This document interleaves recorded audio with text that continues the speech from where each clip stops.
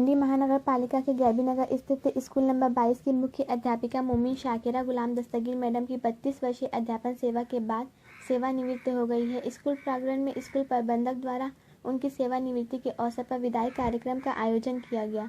आपको बताते चलूं कि मानपा स्कूल की मुख्य अध्यापिका शाकिरा गुलाम दस्तगीर ने वर्ष 1969 में अपनी शिक्षण करियर की शुरुआत शांतिनगर स्थित मानपा स्कूल से की थी।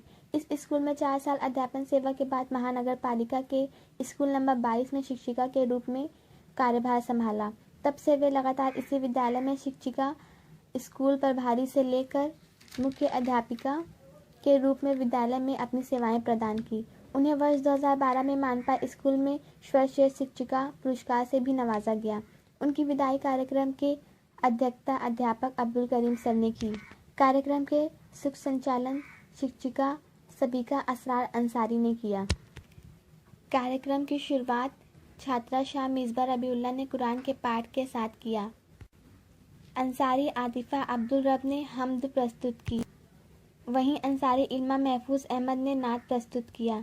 स्कूल की छात्राएं गौसिया बानो, मशीर सलमानी, शिफा फातिमा, मेराज अंसारी, मोहम्मद शाहिद अंसारी ने विभिन्न कार्यक्रम पेश किए।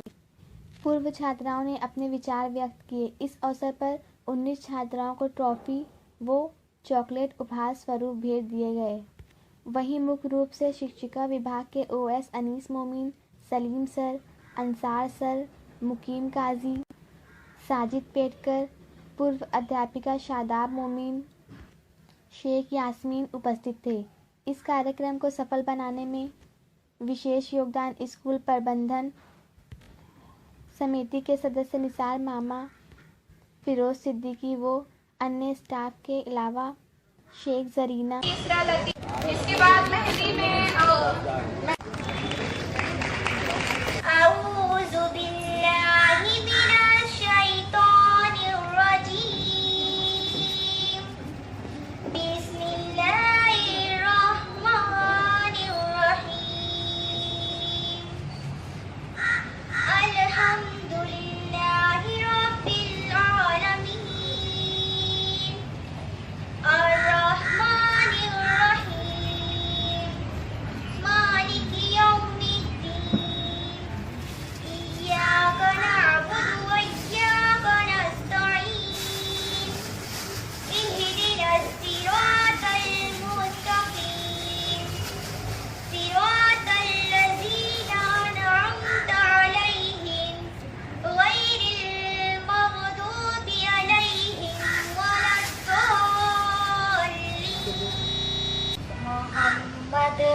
हमारे बड़ी शान वाले, मोहम्मद हमारे बड़ी शान वाले, चांद टुकड़े हुए वाह क्या बात है, डूबा सूरज भी वाह क्या बात है, चांद टुकड़े हुए वाह क्या बात है, डूबा सूरज भी वाह क्या बात है ज़माना फिदा वाह क्या बात है ज़माना फिदा वाह क्या बात है, आपकी मुस्तफा वाह क्या बात है, क्या बात है, मोहम्मद हमारे बड़ी शान वाले, मोहम्मद हमारे बड़ी शान वाले। मैं सावित्रीबाई फुले। मेरा जन्म 3 जनवरी 1821 में बेलगाम महाराष्ट्र में हुआ था। मेरी माता जी का नाम लक्ष्मी और पिताजी का नाम खांडू जी नरसिंह पटेल। मेरा विवाह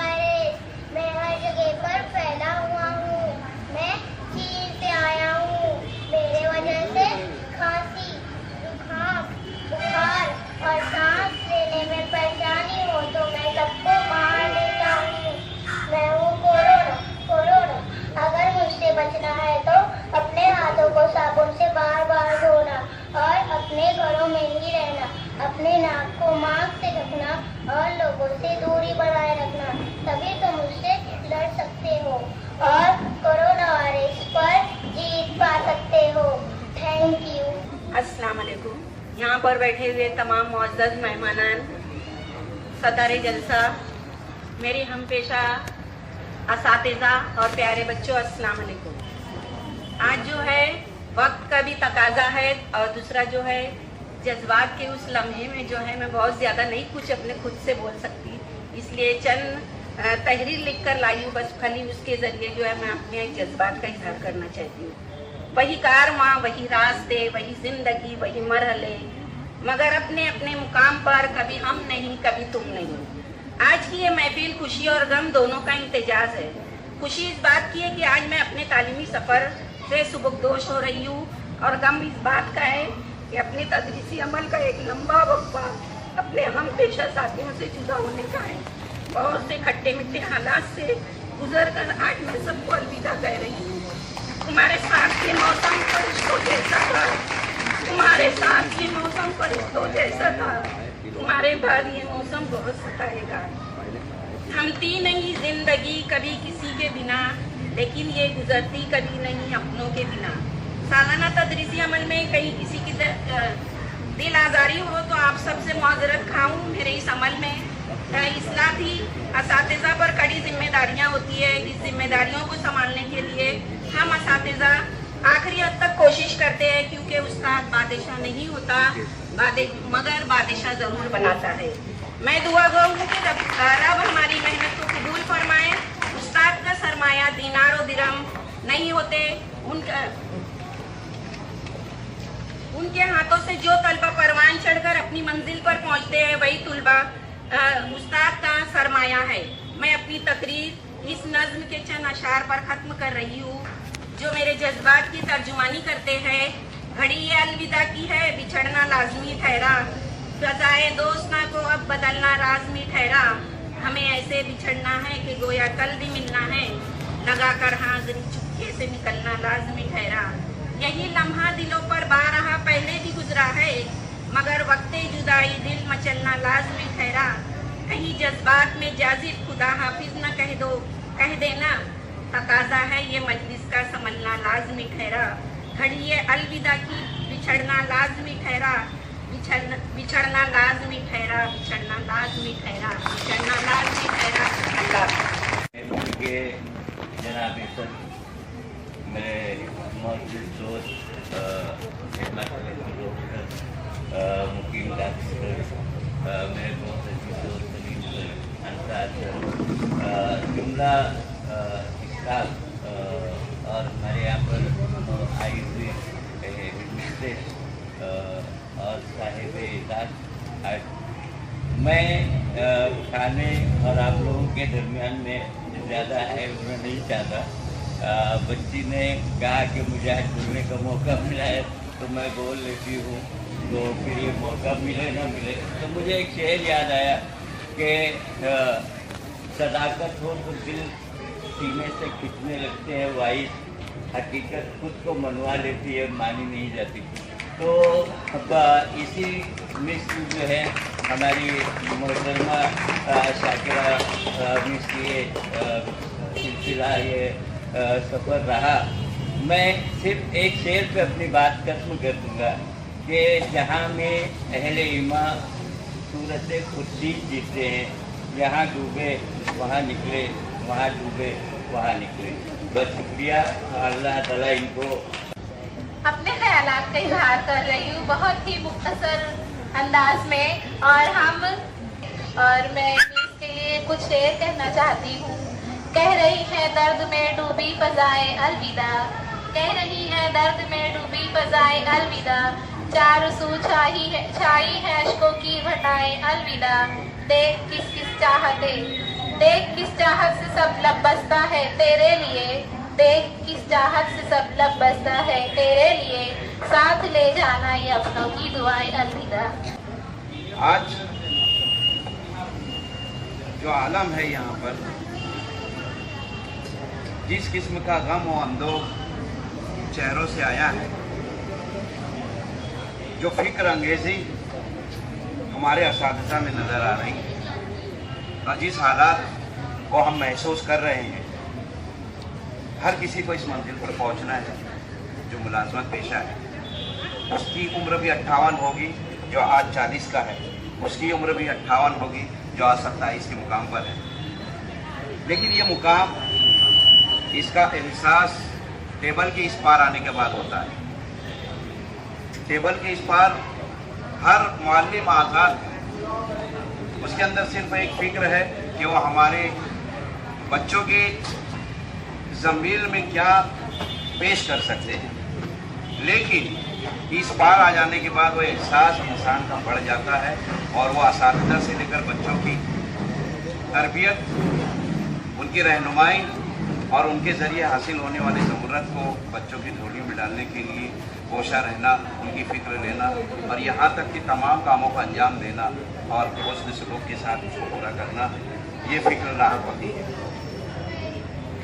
लेकिन साथ में रहते हुए जो अरसा एक मुअल्लिम, एक सदर मुअल्लिमा, एक सदर मुअल्लिम गुजारता है, वो वाकई में उसके लिए बहुत लम्हे, बहुत ख़तरनाक लम्हा होता है।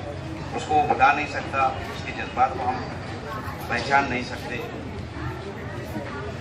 मैं आपा के ताल्लुक़ से यही कहूँगा कि वो सिन्फ़ आहन है। उन्होंने हर दौर को देखा है, तमाम अज़ियतों को परखा है और डट कर उन्होंने मुकाबला किया, चाहे उनकी अपनी ज़ाती ज़िंदगी या उनकी तदरीसी खिदमात को।